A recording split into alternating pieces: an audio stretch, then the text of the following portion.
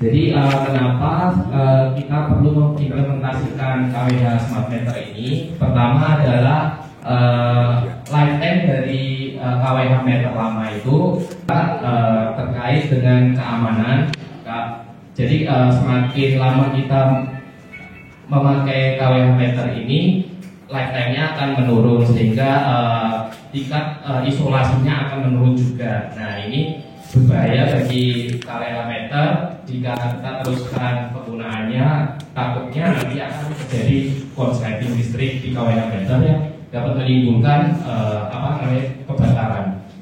Oleh karena itu kita perlu mengganti KWH meter ini menjadi KWH meter baru. Jadi batas kewenangan kita adalah dari tiang, kemudian kabel antar tiang, kemudian sambungan rumah. Sambungan rumah ini adalah dari titik tiang ke dalam rumah sampai ke dalam kotak ABB-ANO KWH meter itu sendiri. Nah, itu batasan dari PLN dan dari program strategi nasional pemerintah. Jadi untuk merealisasikan smart grid, kita perlu mengganti KWH meter ini menjadi KWH meter AMI sehingga semua bisa terpantau dan kita akan bisa menurunkan dari biaya pokok produksi kita sehingga bisa konsumen rasakan secara real.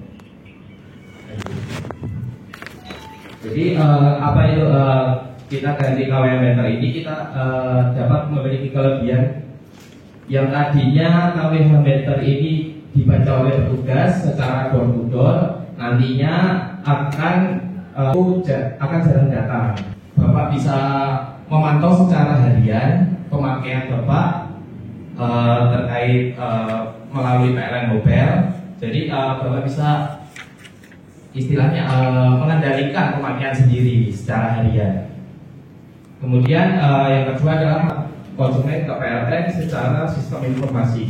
Nah, nantinya setelah kita ganti, ketika pelanggan padam, PLN pun mengerti ada padam di pelanggan tersebut. Gitu.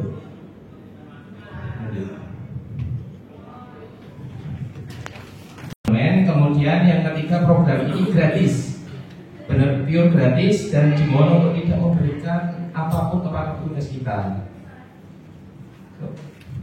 Di meter kami, tampilan meternya kurang lebih seperti ini. Dan ini program di warna biru, ada logo Citat Kontrak, kemudian biasanya ada logo SGBI, Pak. Kemudian kita berkali name-tag atau kartu identitas, surat tugas, dan biasanya di smart meter kami ini dilakukan improvement melihat smart meter di KWH. Bisa menggunakan PLN mobile pun sudah mengerti, stan saya sekian, pemakaian saya sekian, gitu kurang lebihnya. Itu adalah manajer bagian kita. Kemudian Bapak Jayus ini adalah pimpinan proyek dari meter AMI ini. Jadi kalau ada keluh kesah terkait penggantian KWH meter bisa ditanyakan ke dua kontak personal tersebut. Begitu Bapak Ibu sekalian. Semua Bapak Ibu infonya di PLN, mungkin bagi yang belum download bisa download dan gratis, gak ada biaya download. Nah, mungkin Bapak Ibu sekalian setelah pemaparan dari Pak Lutfi tadi masih ada yang sedikit mengganjal nih, masih ada yang kayaknya masih belum dapat nih infonya. Mungkin Bapak Ibu bisa bertanya di forum sesi tanya jawab ini. Untuk sesi pertama kita buka 3 pertanyaan dulu Bapak Ibu karena nanti akan biar langsung dijawab biar nggak kelupaan. Nah, untuk yang mau bertanya, nggak mau gitu. Maksudnya kalau ada warga yang nolak, apa ada konsekuensi hukumnya atau apa gimana? Itu saya belum jelas Pak, mohon dijelaskan. Dan juga yang kedua, apa di meterannya itu nggak ada display? Kalau yang lama kan ada display. Pemakaian berapa KWH kan dia ada angkanya. Iya, itu aja dulu Pak, bentar. Terima kasih. Saya Ibu Sylvia, RT 1 RW 01. Saya mau tanya Pak, seandainya diganti itu mempengaruhi tegangan listrik enggak? Soalnya rata-rata kan rumah warga kami kan semuanya kan itu kabel-kabelnya kan udah lama. Jadi apakah instalasi di dalam rumah itu juga harus diganti atau bagaimana? Atau enggak, tegangan listriknya sama gitu, jadi enggak mempengaruhi apa-apa gitu. Terima kasih Pak. Tentang pemakaiannya Begitu. Dari Bapak siapa? dari RT Latan. Mbak Teddy. Iya. Pertanyaannya yang pertama dari Bapak Adi, Pak RW 2, terkait pergantian ini wajib semua atau ada boleh yang nggak mau ya? Pertama ini mengacu dari Menteri Perdagangan nomor 68 tahun 2018 itu terkait tera ulang KWH meter. Jadi program ini wajib dan kewajiban PLN untuk mengganti atau menera ulang KWH meter kita. Jadi kita lakukan penggantian. Itu ada dasar hukumnya terkait penggantian KWH meter. Yang kedua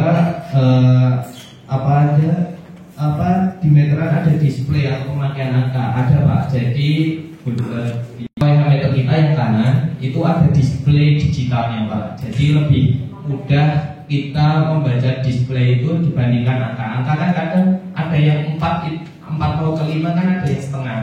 Nah itu kurang jelas.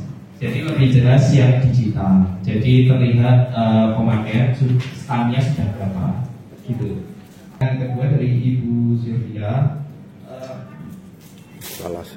adalah pengaruh tegangan listrik karena kabel sudah lama. Nah ini mumpung penggantian, jadi di KWH meter itu kan ada lifetime-nya yang pertama. Jadi ketika ada lubang kan, kalau KWH meter dari kabel ke KWH meter ada soket-soketnya. Takutnya soketnya itu sudah aus. Jadi ketika kita ganti bisa kelihatan apa yang masalah. Jadi tidak mempengaruhi tegangan listrik di rumah Bapak Ibu, malah memperbaiki dari sambungan-sambungan yang ada di rumah Bapak Ibu dari KWH meter ke instalasi bangunan. Gitu sih. Jadi KWH meter ini nantinya kalau sudah terintegrasi dengan server kita, kemungkinan akan dicatat setiap tanggal 25 sampai tanggal 1. Iya, kemungkinan dari tanggal 25 sampai tanggal 1. Antara tanggal itu kita melakukan bidding. Jadi 26 sampai 3 bos gratis kan? Catatannya Pak, catatannya. Oh, gratis Pak. Gratis cepet dia. Mungkin itu yang bisa saya sampaikan Pak. Pak, kurang satu tadi lupa saya. Gimana kalau warga yang pakai token Pak? Ya. Seperti yang dijelaskan tadi Pak, semua pelanggan Prabayar yang kita ganti untuk tahun ini. Jadi pelanggan Prabayar belum kita lakukan penggantian. Itu sih Pak. Terima kasih. Kita hanya untuk mengganti fisiknya ya Pak. Fisik artinya apa? Jadi ini kan penggantian dari KWH yang bayar bulanan ya Pak ya. Nah ini tetap bayar bulanan. Untuk daya, untuk nama, alamat itu tidak berubah Pak. Hanya pergantian isi KWH-nya saja Pak. Itu kan nanti kembali ke sistem pembacaan nanti kan dari petugas menjadinya ke digital atau lewat nanti bisa satu sama. Udah cukup jelas ya Pak ya? Cukup Pak. Selanjutnya Mana abodemen Pak ya? Saya Daniel Presiden yang bagian bawah KWH-nya ada di dalam rumah. Nah orang-orang yang kerja kalau gitu dia dilaksanakan pergantian meter itu ada tanggalnya, jadwalnya kita gitu. Kalau yang lama kan yang KWH ada biaya abodemen Pak.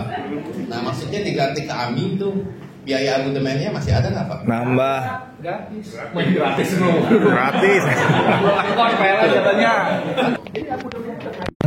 Warga rumahnya kosnya atau pintu tertutup. Mungkin pertanyaannya sama dengan Pak Sering ya. Jadi kita ini di sini pertama ganti prioritas yang rumahnya ready. Kemudian setelah yang ready habis, kita ada tim yang khusus rumah kosong, Mbak. Nanti kemungkinan akan kita jadwalkan ulang terkait yang rumah kosong itu. Jadi kalau misalkan pelanggannya sudah pulang, bisa diinfokan ke kami atau yang ke kontak center itu untuk dilakukan penggantian. Gitu. Dokumennya masih atau tidak. Jadi karena penggantian ini sifatnya adalah untuk pelanggan pasca bayar. Jadi dan kewajiban yang pelanggan pasca bayar itu masih melekat, Pak. Jadi biaya abonemen masih ada. Kemudian pertanyaan ketiga, ada sanksi atau tidak terkait penggantian ini jika ada warga yang tidak mau. Jadi kalau sistem ini sudah terimplementasikan, nantinya kemungkinan akan tidak dibaca. Efeknya adalah nanti ketika pelanggan ketahuan itu akan kena sanksi penalti itu. Gitu sih. Mungkin itu yang bisa saya sampaikan. Terima kasih. Nanti apabila PLN yang akan melakukan pergantian, ya, tolong surat tugas tertulis tergunakan, ya, sama kalau perlu foto petugasnya. Nanti saya akan share ke RTRW ini, ya. Jadi warga tak ketakutan. Itu Pak Saiful.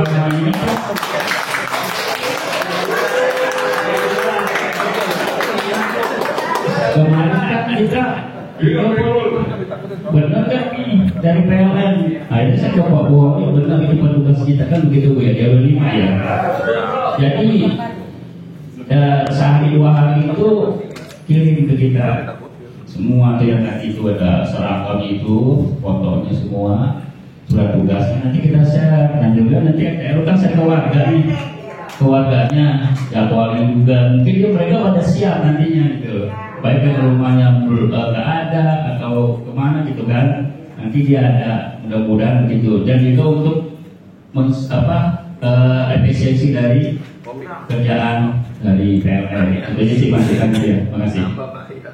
Kita depan Ibu ya. Jadi ke depan kan kemungkinan dalam minggu ini nanti petugas akan bergerak ke lokasi Bapak Ibu. Tapi sebelum petugas datang, nanti ada perwakilan petugas yang akan datang menyampaikan dulu jadwal atau informasi ke Bapak Ibu. Memang seperti biasanya seperti itu, Pak. Soalnya kita, iya Pak, benar. Jadi izin dulu ke Bapak RT, ke Bapak RW, bahwasanya nanti misalnya besok akan dilakukan pergantian seperti itu. Jadi mohon dibantu Bapak Ibu untuk untuk informasi awal seperti ini dulu. Nanti ketika petugas ada sosialisasi lagi lanjut, minta dibantu juga diinformasikan bahwasanya nanti kapan petugas akan datang ke lokasi.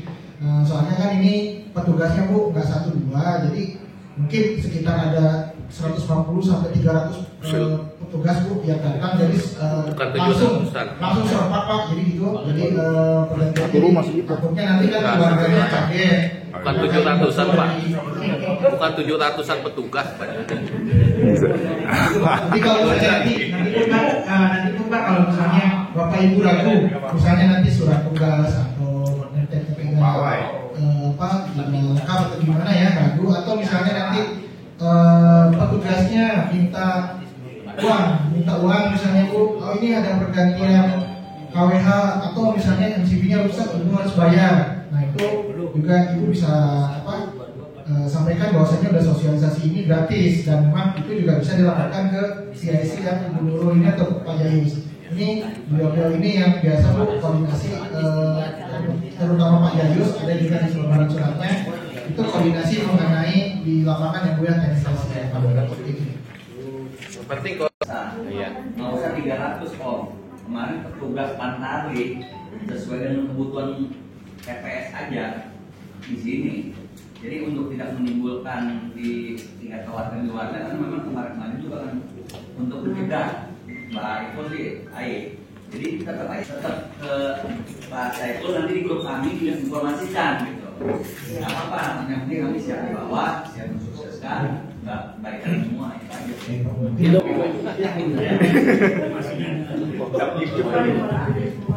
Oke, Bapak Ibu sekalian, terima kasih untuk partisipasinya. Mungkin jika masih ada mengganjal. Pakai WA apa pakai ini Pak? Ini. Ya, terima kasih.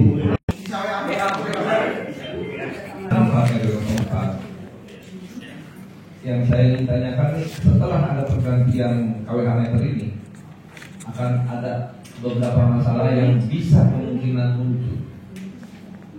Pergantian KWH meter ini pasti disertai dengan tanda terima antara nomor lama dengan nomor baru, betul Pak? Karena tadi saya sudah catat kapan pencatatan tanggal 25 ke tanggal 1 range-nya, nomor pelanggan sama. Biasanya di sini rumah ini dijual di ada Pak. Setelah yang lama menjual, muncullah yang baru pembeli. Yang lama punya kasus dengan PLN. Apakah kasus yang lama ini ditanggung oleh pembeli yang baru? Itu salah satu pertanyaannya. Terima kasih. Setelah perjanjian meter AMI, nanti ada berita acara Pak biasanya. Di situ tercantum nomor meter baru dan lamanya. Kemudian stan KWH meter cabut dan pasangnya itu bisa menginformasikan pada pelanggan berapa sih tagihan kita sebelum diganti berapa KWH, setelah diganti nanti sampai pencatatan berapa KWH. Nah itu pemakaian. Kemudian terkait jual beli itu kasus lama yang ada di rumah itu. Jadi istilahnya adalah kita persil Pak. Setiap satu persil 1 KWH meter. Jadi sebaiknya sebelum jual beli rumah, pembeli itu bisa menginformasikan atau meminta PLN untuk mengecek KWH meter yang akan dibeli. Nah, jika terdapat masalah, mungkin kesepakatan antara penjual dan pembeli maunya seperti apa. Tapi ketika sudah terlanjur dibeli, kasus lamanya akan ditanggung oleh pembeli. Itu sih. Saya kasih langsung contoh aja ya Pak ya. Banyak konveksi, paham Pak ya? Konveksi baru udah tahu sendiri aturan main. Meter itu harus ditahan, kalau perlu dicolok. Begitu ini penggantian, KWH meter dibawa, KWH meter dibawa ke lab. Lab yang memeriksa. Kalau pelanggan nggak akan tahu ada apa. Setelah diperiksa ternyata ini ada penahanan tegangan. Begitu Pak, itu kasus yang bakal banyak muncul kasus yang seperti itu. Ya, saya rasa itu ya cukup. Terima kasih. Memang sebaiknya sebelum membeli itu pembeli itu minta PLN untuk mengecek KWH meternya apakah ada masalah atau tidak. Pertama itu karena apa? Karena PLN itu melihatnya asas persil yang ada di KWH meter bangunan dan KWH meter itu tidak melihat pembeli lama atau pembeli baru. Yang tahu adalah ada masalah atau tidak. Gitu. Misalnya istilahnya ketahuan melakukan pencurian, tapi sebelum pembeli barunya tidak mengerti sebelumnya, itu bisa mengajukan keberatan, surat keberatan ke PLN. Nanti PLN bersama DJK Pak, Dirjen Ketenaga Konsumen itu akan melakukan rapat bersama. Nah, akan ditentukan di situ hasilnya seperti apa. Gitu, Pak. Hasilnya itu Pak, apakah pembeli baru itu harus menanggung tidak? Itu yang penting Pak. Jadi ada yang menanggung apakah itu selama sudah ditutup yang itu rata-rata harus baru dengan KWH. Ini Pak, saya kasih contoh kemarin persis kejadian di warga saya. Jadi dia waktu itu rumahnya diganti ya. Kemarin ada petugas PLN ngecek ada kejanggalan katanya, itunya dibawa ke lab. Ternyata dia bilang di lab itu kan memang kayak seperti Pak Wiro ngomong, dia kan nggak tahu hasilnya apa. Toto keluar hasil tahu ada penahanan tegangan dan dia didenda 14 juta. Maksud Pak Wiro mungkin apa kemarin sih dia yang disuruh bayar sama PLN ya Gung, 14 juta denda katanya. Warga baru yang harus. Nah itu warga yang Ya nggak tahu sebenarnya. Dia kan tinggalinnya baru. Nah, emang gini Pak, jadi ketika ada apa sewa menyewa istilahnya gitu ya, antara penyewa dan yang pemilik itu kan ada serah terima. Nah, saat serah terima itu bisa menghubungi PLN untuk melakukan pengecekan terlebih dahulu. Gitu. Jadi dicek ketika akan penyerahan dan ketika akan pengembalian. Itu dicek apakah ada kelainan atau tidak. Nah, rekodnya ketika PLN tidak terlibat dalam hal itu. PLN kan tidak mengerti kapan itu disewa beneran atau tidak. Jadi ketika terjadi masalah itu kan masuk lab. Ketika tahapannya kan ketika masuk lab pasti ada penjelasan dari petugas. Kemudian nanti tahapan selanjutnya Bapak bisa melakukan pengajuan surat keberatan atas P2TR, istilahnya seperti itu. Nanti ketika suratnya sudah diajukan, itu akan masuk ke Dirjen Tenaga Listrikan. Nah, di situ dilihat poin-poinnya apakah akan keberatan atau tidak. Nah, di rapat itulah yang akan ditentukannya. Seperti itu. bikin surat keberatan tuh dia bilang gitu yang kemana. Jadi dengan kata lain itu sudah divonis. Kemudian listrik ini adalah sesuatu yang esensial, Bapak. Nah, untuk kedepannya mungkin setiap penyerahan itu bisa melibatkan dari PLN terkait untuk pengecekan instalasi maupun KWH meter itu sendiri. Yang bisa saya sampaikan begini, Pak. Kepentingan yang lama sudah ditutup habis, dibuktikan tentang masalah kasus yang baru kan sudah tidak akan mungkin ada kecurangan seperti ini. Itu bukan Pak? Nah itu bagus. Betul, bagus itu Pak Saiful. Ayo. Hidup orang tua. Karena di Glodok, alhamdulillah nih masyarakat orang tua saya udah mulai mengkritisi, artinya sudah mulai paham lah izin. Jadi kalau bicara tentang ketidakadilan terhadap masyarakatnya, ketua RT RW ini unek-uneknya. Nah, izin. Baru mungkin nanti bisa koordinasi di internal, disampaikan ini saat kami sosialisasi penggantian meteran ada keluar ini loh, ya. Karena izin, apalagi kalau kemarin tuh memang kadang-kadang secara sepihak memutuskan. Kalau dibicara tentang tupoksinya PLN, masyarakat juga taunya rusak, sambung, nyala. Tapi ketika bicara ada unsur kelalaian, ada kelalaian alam, meteran dari zaman Benen tuh tahu-tahu sudah rapuh dan apa, sama juga kayak Parija juga. Jadi rule permasalahan itu di bawah rata-rata seperti itu. Nah, masyarakat kami itu ya mohon maaf, beliau-beliau rata-rata pedagang, kerja keras. Jadi kalau bicara tentang meteran tuh nggak ngerti. Nah, ketika ada kebijakan yang dianggap masyarakat itu adalah tanda kutip sesuatu, padahal mereka nggak ngerti. Itu tadi contoh usangnya dengan puluhan tahun, alam yang bisa menggerogoti, langsung panel-panel yang sifatnya berurusan dengan meteran, berkarat dan rusak, sehingga itu terjadi. Ya itu tadi tuh PLN memutuskan bahwa ini kesalahan begitu didenda. Padahal dari pihak kami, masyarakat kami tidak paham. Minimal itu doang nih. Orang PLN juga berani. Jadi kalau berkutik di sini nih malum orang tua kami ini pengen gigi cadangan bekas, artinya nanti sebagai tanggung jawaban yang sudah diatur oleh PLN 21 beliau hadir selaku supaya Pak itu bisa kasih masukan juga, karena masalah ini bukan salah pemilik, salah oknum. Oknum ini ada dua, oknum pengguna, oknum dari PLN yang cari.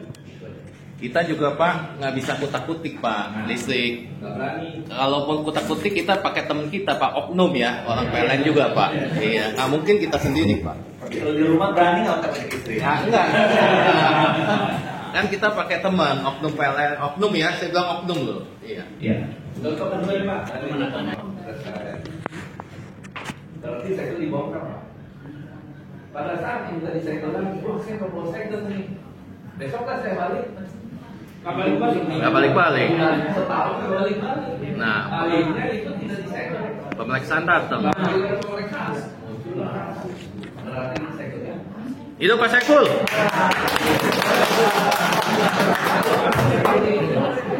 Ditanya, saya bisa belum bisa menjawab dengan hasil yang memuaskan.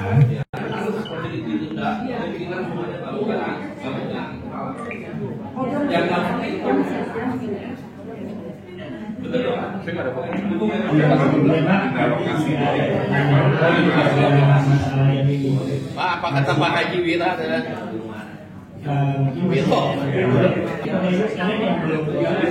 Pak, kalau petugasnya datang, kan nggak boleh dikasih tip Pak ya, nggak boleh dikasih sesuatu.